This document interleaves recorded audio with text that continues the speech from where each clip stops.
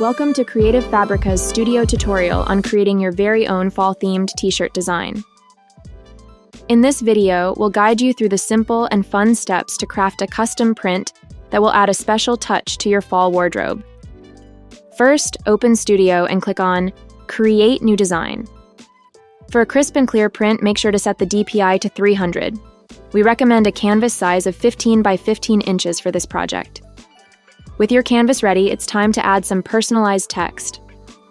Since I love pumpkin spice, I'm going with a fun quote centered around that theme, but you can choose any message that resonates with you to make your design truly unique. Studio offers a range of fonts and transformation effects to help your text stand out. Next, let's enhance your design with some fall-themed graphics. Browse through the extensive selection in Studio to find the perfect elements that complement your text. Once you're happy with your design, click on Share, and then Download. Now, your fall-themed design is ready to be printed on a t-shirt, and you're all set for a fantastic autumn season.